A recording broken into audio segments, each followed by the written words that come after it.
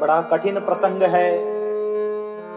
प्रभु श्री रामचंद्र जी के जीवन में अचानक दुख का समय आया है। माता जानकी जी का हरण हो चुका है। प्रभु रो रहे हैं, जगत कर्ता जगत के पालनहार, इनकी आंखों में अश्रु है। तो हम तो साधारण मनुष्य है प्रभु,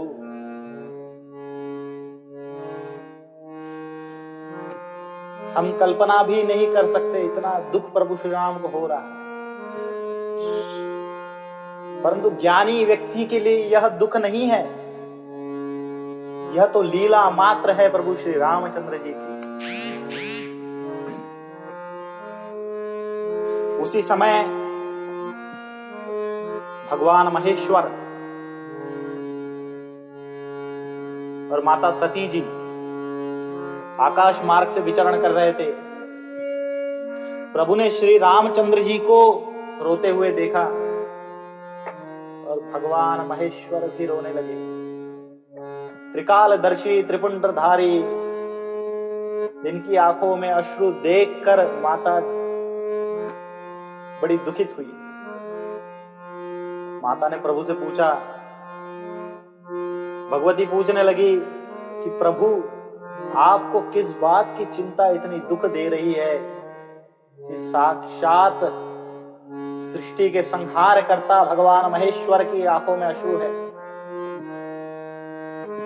यह दुख मुझसे देखा नहीं जा रहा प्रभु, आप किसके लिए रो रहे हैं? तो भगवान महेश्वर कहते हैं, हे सती,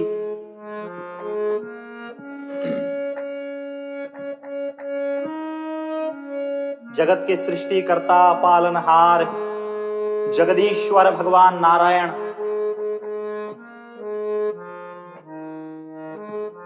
अत्यंत विलाप कर रहे हैं। मेरी माता भगवती सीता का हरण हो चुका है।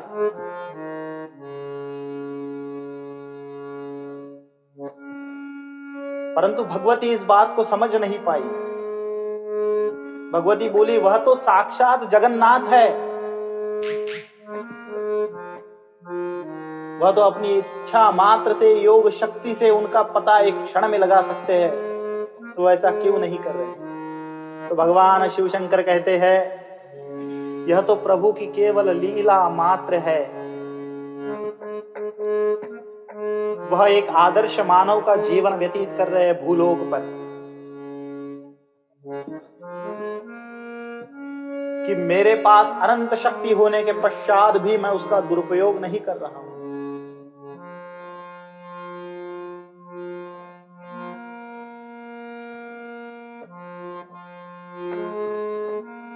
और मैं स्वयं जानबूझकर उनको प्रणाम नहीं कर सकता।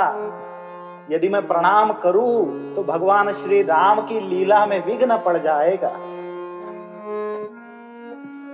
मैं प्रणाम करूं तो उन्हें उत्तर देने में प्रति प्रणाम मुझे करना ही पड़ेगा, क्योंकि मैं उन्हें अपना स्वामी मानता हूं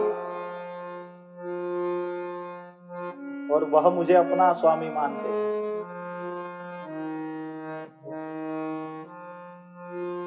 तो भगवती को विश्वास नहीं हुआ कि ये वही राम है जिनके विषय में प्रभु कह रहे हैं कि ये जगत करता है, सृष्टि के पालनहार है, जगन्नाथ है, भगवान नारायण है, शेषशायी है, स्वयं जगदीश्वर है, वासुदेव है।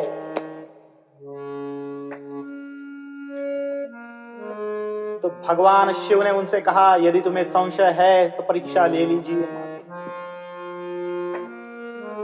परंतु माता ये भूल गई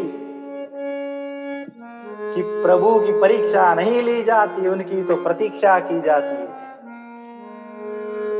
भगवान या भक्त की कभी परीक्षा नहीं लेनी चाहिए, उनकी तो प्रतीक्षा करनी चाहिए।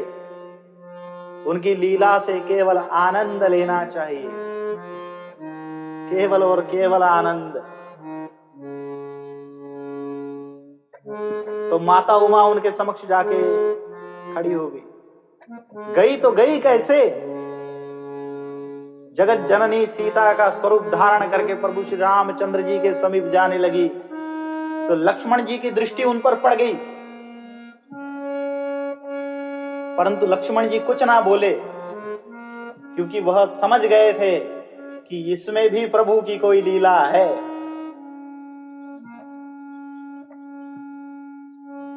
तो समक्ष आके सीता जी के रूप में माता सती आकर खड़ी हो गई। तो प्रभु ने विनम्रता से उन्हें प्रणाम किया और कहा, क्यों माते, आज अकेली ही? मेरे प्रभु कहाँ है, मेरे पिता कहाँ है? तो माता उमा लज्जित हो गई। वह समझ गई, लज्जा के मारे उनका सिर नीचे झुक गया कि यह जगदीश्वर ही है। उन्हें तो आशा की थी कि प्रभु मुझे देखते ही कहेंगे कि हाँ सीते, आप कहाँ चली गई थी, मैं आप ही को खोज रहा था। परंतु उन्होंने ऐसा नहीं किया, उन्होंने तो मुझे प्रणाम किया। और माता उमा वहां से निकल पड़ी, सिर झुकाते हुए चल रही है। जैसे माता उमा ने अपना सिर ऊपर किया, आगे देखा तो प्रभु श्री रामचंद्र माता जानकी और भ्राता लक्ष्मण के साथ खड़े हैं। अब जहां माँ उमा देख रही है, वहां उन्हें प्रभु श्री रामचंद्र जी की मनोहर छवि दिखाई दे रही है। कण कण में प्रभु श्री राम दिखाई दे रहे हैं। हरि अनंत हरि कथा अनंता, कह ही सुन ही बहु विधि सब बसंता। मेरे प्रभु ने तो मुझसे कहा था कि यही जगदीश्वर है। प्रभु की परीक्षा नहीं ली जाती, वहां उनकी तो प्रतीक्षा की जाती है। परंतु मैं ही मूर्ख हूं, अब किस मुंह से मैं प्रभु को उत्तर दूं? इस बात की चिंता माता को होने लगी। माता भगवान के समक्ष जाके खड़ी हो गई। तो भगवान ने पूछा, क्यों सती, ले ली परीक्षा? तो सती बोली, नहीं, मैंने तो कोई परीक्षा नहीं ली प्रभु। असत्य कहा माता ने। भगवान भोलेनाथ को संशय हुआ, तो उन्होंने अपनी दिव्य दृष्टि से देखा कि माता तो परीक्षा लेकर आई है और मेरे प्रभु की पत्नी का रूप इन्होंने धारण किया, तो यह मेरी माता स्वरूप हो गई। तो उन्होंने अपनी पत्नी को त्याग दिया। प्रभु श्री राम के दुख में सहायी हुए भगवान शिव शंकर। बोलिए नमः पार्वती पते हर हर महादेव।